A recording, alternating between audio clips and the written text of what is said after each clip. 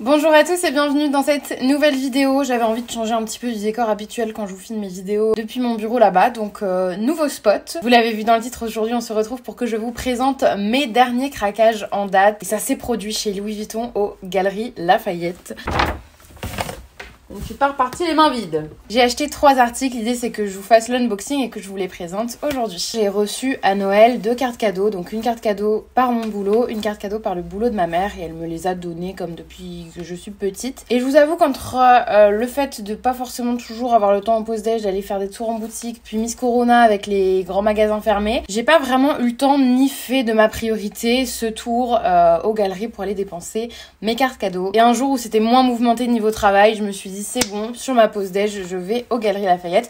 Je vais faire un tour, je vais faire un petit repérage, voir ce qu'il y a. J'ai trouvé des articles sympas, mais sans coup de cœur, dans pas mal de corners. Je suis allée chez Louis Vuitton, parce que je sais que la dernière fois que j'avais fait un achat, c'est chez Louis Vuitton. C'était mon porte-carte. Attendez. Ce petit bijou que j'ai acheté l'an dernier, je vous en avais parlé dans une vidéo YouTube, et à la base, je venais pour un modèle soit porte-monnaie, soit portefeuille. Et finalement, la conseillère m'avait montré une nouveauté qui était arrivée, et c'était pile l'entre-deux qu'il me fallait. Donc je me suis dit, je vais aller voir chez Louis Vuitton. Il y a des modèles qui m'ont toujours fait de l'œil, comme le bébé Alma, comme la pochette métisse et comme les trousses de toilette. Je vais voir si, quand on me les propose, j'ai un coup de cœur. Si des discussions va découler la présentation d'une nouveauté qui pourrait être un coup de cœur. Donc j'y vais sans forcément dire je vais acheter, mais plutôt en attente du coup de cœur. J'arrive là-bas et je viens avec le peu de précision que je vous ai donné. Elle me présente quelques pièces. Elle m'amène aussi le bébé Alma avec le monogramme pour que je puisse le tester puisque ça faisait partie des modèles que j'avais en tête quoi qu'il arrive pour plus tard. Je le vois, je le détaille, je l'essaye et je me rends compte que je le trouve sympa mais sans coup de cœur. Je lui demande si elle a pas des couleurs pastel, des couleurs estivales sur le bébé Alma. Je sais qu'il est décliné en cuir épi donc je me dis qu'il y a peut-être des couleurs d'été et j'en avais vu un en rentrant rose pastel. Et donc elle me dit qu'elle l'a en bleu marine. Ouais, vous savez, bleu marine sur les sacs à main, c'est pas du tout ma couleur. Qu'elle l'a en noir, qu'il existe en rouge mais qu'elle ne l'a pas et qu'elle l'a en rose pastel, comme j'avais vu. Et donc je lui demande si je peux faire la comparaison entre le monogramme et le rose pastel. Je compare les deux, gros coup de cœur sur le cuir épi rose pastel. Vraiment pour la couleur en fait, je me suis dit waouh, il claque, c'est moi. Je me suis posé des questions parce que j'ai eu un gros coup de cœur et je me suis dit bah pourtant le bébé Alma décliné en monogramme, c'est un emblématique. Lui, quoi qu'il arrive avec le temps, il bougera pas. C'est un iconique, quoi. Donc, il y avait soit le choix de la raison sur le monogramme, soit le choix du cœur sur le cuir épi rose pastel. Et je me suis souvenue d'une phrase qu'on m'avait laissée en commentaire d'une de mes vidéos, qui m'avait partagé sa vision du luxe et de la mode comme un art qui te permet de t'exprimer, d'exprimer ta personnalité.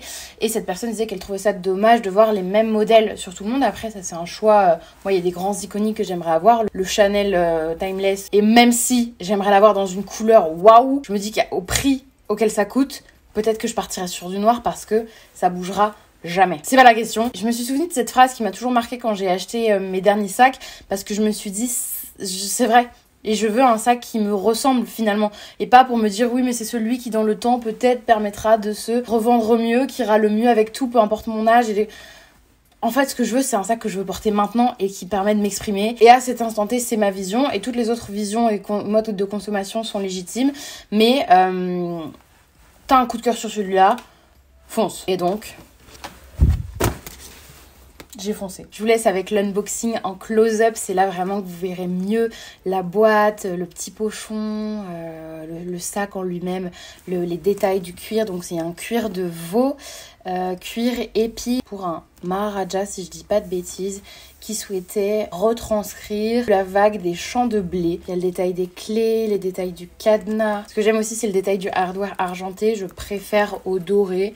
Je trouve que ça fait un petit peu plus rock. En tout cas, avec cette couleur, je trouve que ça vit bien. Pour l'intérieur, j'ai eu l'occasion de le porter déjà, donc je peux vous dire que c'est la taille qui me convient pour l'utilisation que je fais de ce genre de sac en ce moment. Voilà, mon téléphone, mes clés, ma carte Navigo, mon porte-carte, paquet de mouchoirs, un gel hydroalcoolique. Ça, c'est déjà juste la base.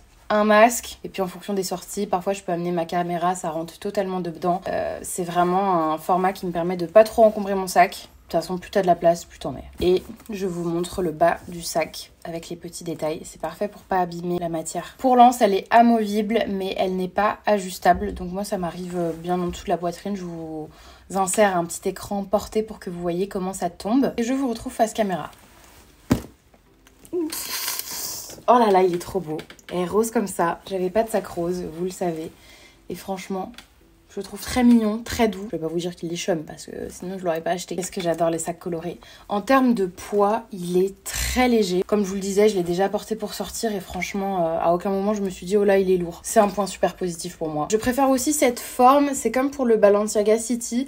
Le fait de l'avoir en petit, je trouve que du coup les détails sont plus rapprochés et je préfère le design du modèle par rapport à la taille au-dessus. Ma vision des choses, c'est que si je mets le prix dans un sac comme ça, c'est pas pour qu'il reste dans le placard. Ça a été le cas de mon premier Saint-Laurent parce que j'avais tellement peur de le sortir vu le prix. Et en fait, justement, je me dis que vu le prix du sac, j'ai envie de le sortir et de l'utiliser tous les jours. On m'a dit qu'il fallait que je fasse un petit peu attention avec les nouveaux habits foncés pour pas que ça déteigne dessus.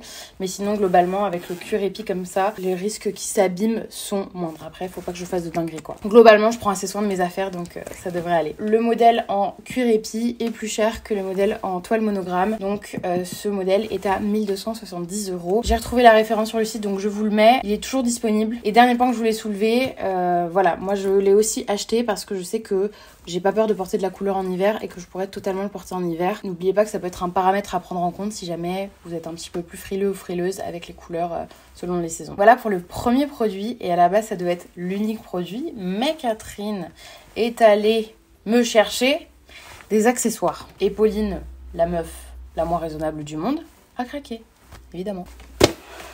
Oula, on a évité la catastrophe. J'ai craqué sur un petit bandeau qui s'utilise à la fois sur le sac ou dans les cheveux, au cou, au poignet, enfin comme on veut un petit peu. Voilà, je vous montre l'unboxing, comment ça se présente, les détails du bandeau. Donc on a le recto, on a le verso, c'est le modèle Around the World. Donc c'est un modèle de la collection actuelle qui est normalement toujours disponible. Je vous mettrai la référence aussi.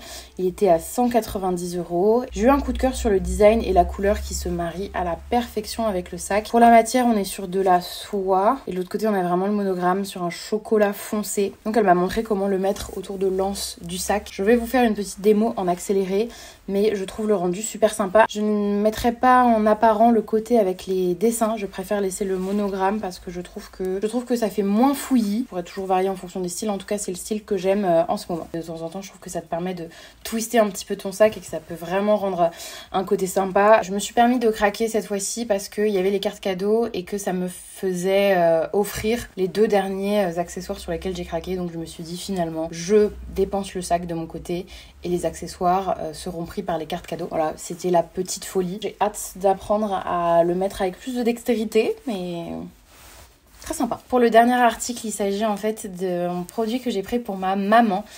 Comme je vous le disais au début de la vidéo, j'avais reçu une carte cadeau par mon boulot et une carte cadeau qu'elle m'avait donnée, qu'elle avait reçue par son boulot. Et j'avais sélectionné pour l'utiliser aux Galeries Lafayette. Et finalement, je me voyais pas rentrer à la maison avec un gros sac, plus un accessoire bandeau et ne rien lui avoir pris alors qu'à la base, il y avait une carte cadeau, même si elle me l'a donnée, qu'elle aurait pu utiliser pour elle. Donc j'avais envie de lui faire un petit cadeau, même si je sais que je pouvais pas lui prendre un sac à main parce que à ce prix-là, je peux pas me permettre de lui faire un sac à main surprise. Il faut vraiment que ce soit un coup de cœur de sa part, qu'elle vienne, qu'elle l'essaye, qu'elle ait aussi toute l'expérience en boutique avec. Donc ça, c'est vraiment quelque chose que j'ai envie de lui offrir pour Noël. Je sais qu'elle a un attachement tout particulier pour la maison Louis Vuitton parce que une de mes grand-mères avait pas mal d'articles de la marque. Voilà, je sais que si ma maman veut des articles de luxe, ce sera plutôt Louis Vuitton. Et donc je voulais lui faire mettre un pied dans la maison avec une petite attention en attendant de pouvoir lui prendre une plus grosse pièce qu'elle aura vraiment choisie pour son quotidien. Et je lui ai pris un petit porte-clés. Je ne vais pas vous faire l'unboxing puisque aussitôt reçu, aussitôt essayé et aussitôt utilisé. Je ferai un close-up de la boîte de l'emballage et surtout je vais vous le montrer là sur ses clés. Comme pour les autres, la petite boîte à tiroir classique. Elle a gardé le pochon d'emballage avec elle et puis voici comment se présente le porte-clés. Voilà, avec le détail monogramme, je sais que c'est ce qu'elle adore. Et ce qui m'a fait plaisir, c'est que j'ai vu qu'elle était vraiment très contente de ce cadeau.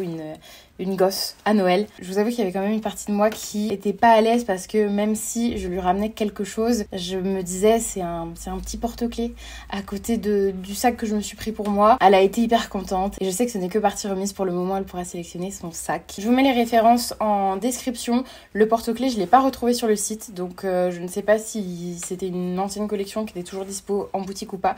Je l'ai payé 220 €. N'hésitez pas à rechecker sur le site, peut-être que j'ai mal vu, mais sinon n'hésitez pas à voir en boutique directement. Et après ça, il a vite fallu que je sorte du magasin parce que Catherine, sinon elle aurait pu me faire tout acheter parce que je me suis fait un gros plaisir, mais vous savez que ma prochaine étape de vie c'est l'achat d'un appart ou d'une petite maison, donc faut se calmer sur les dingueries en fait, Pauline. Écoutez, je crois qu'on est bon pour cette unboxing présentation des pièces sur lesquelles j'ai craqué chez Louis Vuitton. J'espère que la vidéo vous a plu, n'hésitez pas à me partager vos retours quels qu'ils soient, je serai toujours ravie d'échanger avec vous en commentaire. Je vous dis à dimanche prochain pour une nouvelle vidéo YouTube sur ma chaîne et je vous fais de gros bisous, prenez bien soin de vous. Bye bye!